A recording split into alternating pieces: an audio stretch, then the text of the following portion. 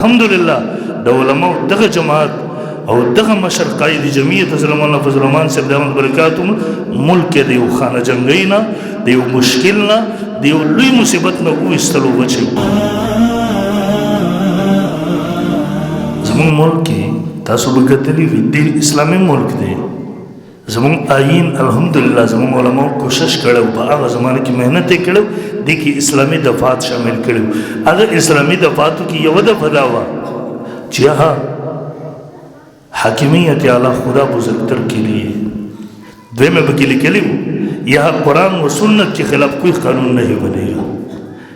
دا حقیقت چاہتا نشته چې قرآن سنت خلاف دلته قانون جوړ کړي لیکن هغه تر کاغذ تر حده پورې وو عملاً زمونږ وطن نه په عدالت کې اسلامي نظام شته نن په تړون کې شته ټول دغه سره تبه بلکې زمونږ ملک نن دا ټوله دنیا په سودي نظام کې دغه سره نغښتلی شوی دی تړلی شوی دی بل ورځ په د ملک او د وطن کې چې یو مشکل حالات وو ټولې پارټۍ یو طرف ته ځه بل ته د دغه نورو په ذهن کې اسلام دین قرآن داسې څیزونه نشته دی لیکن د ججانو په حوالې سره یو فیصله چلېدل را چلېدل الحمدلله یو عالم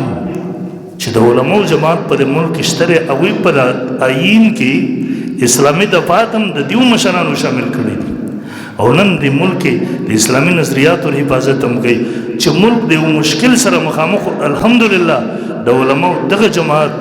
او دغه مشر قائد جمعیت حضرت مولانا فضل الرحمن صاحب دامت برکاتهم ملک د یو خانه جنگی نه د یو مشکل نه د یو لوی مصیبت نه وایستلو بچي کو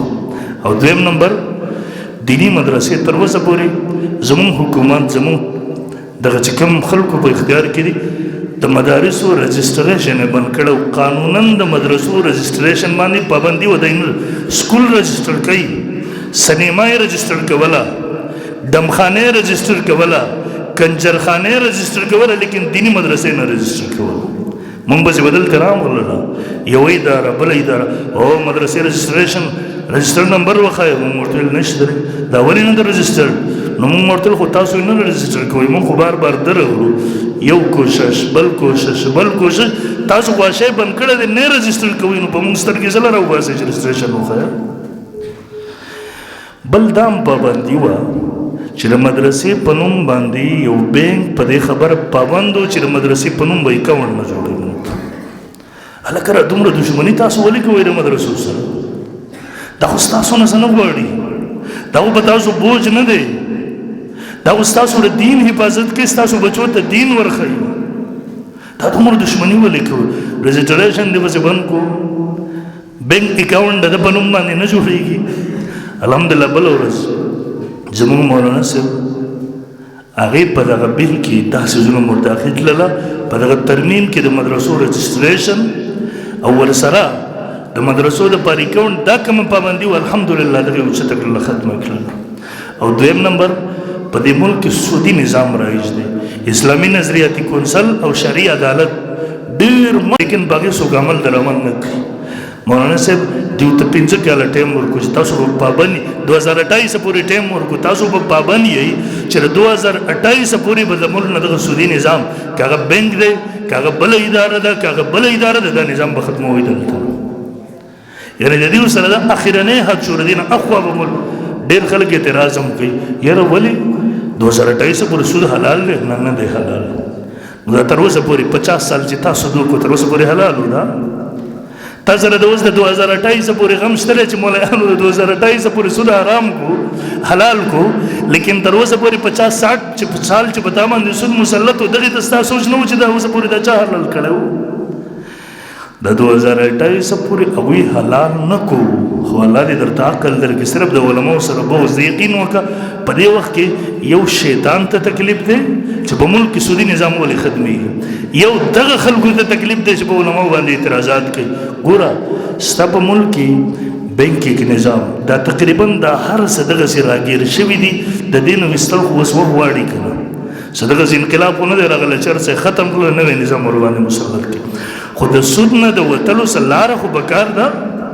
نو دیو ته ټایم ورکړو چې دا کاتې دا مکمل ختم کړي 2028 پورې 2028 پورې دا کانې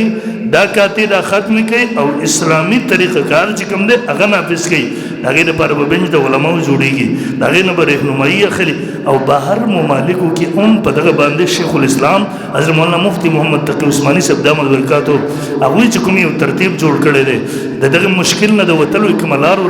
ډېر ملکونو اسلامي ملکونو د هغې نه خپل نظام وویستلو او بینکینګ نظام اسلامي ته چا راوستلو څوک را روان دی ورته راځي. الله دې وکړي زمونږ ملک هم د دغه مشکل نه وځي. یقین وکړه سودخور ته الله د جنګ اعلان کړی دی. الله د سود یو ونوڼی خوړل دا لکه د خپلې مور سره 36 پیرې زنا کولو مترادف دي. دا دومره زمونږ ستاسو دا ملک او وطن چې ښه ورځ نه ګوري دلته د الله او د رسول سره جنګ شروع دی. دلته بهر اداره کې د الله او رسول سره جنگ شروع دی، سودي نظام نافذ دی. یو عالم دا کار وکړو ډېر په هوښیارتوب سره وکړو او الحمدلله ټول ورباندې متفق لله. د دې وجې نه خو که هر مکتب فکر و هر مکتب فکر اگر بریلی حضراتو پرون مفتی منیب الرحمن صاحب چې راوی مفتی اعظم دی بریلیانو هغه هم یو پوره تفصیلي لیکل په ده باندې کړي د مدرسو په حوالې سره د سودي نظام په حوالې سره او د شریف عدالت چې هغوی به د اسلامي نظریاتي کونسل یې د هغې فیصلې به راغللې دا به اسمبلی یا دې عدالتونو هغه به چیلنج ډلې رد به کړې ختمې به کړې. هغه هم یو شک شامل کړی دی چې دیو ته به د اختیار نه وي چې د شرعي عدالتونو فیصلې رد کړي بلکې دیو یې پابند کړي دي چې په هغې باندې به آینده بحث کیږي او په دې باندې به عمل درآمد کې ډېر شکونه په هغې سره شامل شو. نو یقینا من لم یشکر الناس لم یشکر الله حدیث کې راځي، ابو داود شریف حدیث دی. څوک چې د بنده شکر نه ادا کوي د الله شکر هم نشي ادا کولی. نو زموږ ستاسو په دا وطن کې یو دغسې عالم شته نن خو د هر طرف نه مخالفین موافقین دا ټول لګیا دي د هغوی په ژبه باندې یو مولانا مولانا مولانا یقین وکړه دې نه علاوه بل څیز نشته. ټول مني د عالم ته الله ته عمره بصیرت ورکړی دی، ټول مني چې دغه عالم په دا ملک کې تر اوسه پورې یو روپۍ خیانت نه دی کړی، یو روپۍ غلا ور باندې نه ده ثابته. دله الله دومره بصارت او بصیرت ورکړی دی چې دا ټول له هغه مخې د شاګردانو حیثیت هم نه لري. لیکن بدبخته قوم هغه دی چې دغسې یو عالم شته دی، دغسې یو پوهه سړی شته دی، دغسې یو امانتدار سړی شته دی چې دا ملک د یو مشکل نه ویستی شي. دا ملک هغه د دې ملک سره هغه خیانتګر نه دی، امین دی، د دې ملک سره محبت کوونکی دی، د دې ملک سره هغه مخلص دی. لیکن دغه قوم په نورو غلو پسې روانه ده، دغه قوم په نورو په خیانتګرو پسې روانه ده، دا قوم په نور بېدینه لیډرانو پسې روان دی. دغسې یو عالم مسترد کوي. یقین وکړه د قوم بدبختي ده چې د هغه خپلې بدبختۍ د وجې نه تر اوسه پورې مشکلاتو کې دا هغه بدبخت دي چې د پیغمبر مقابله یې کړې وه بیا د عالم مقابله د ته څه مشکل ښکارېږي. دا هغه بدبخته خلک دي چې د پیغمبر په ګریوان کې د دوی لاسونه وو.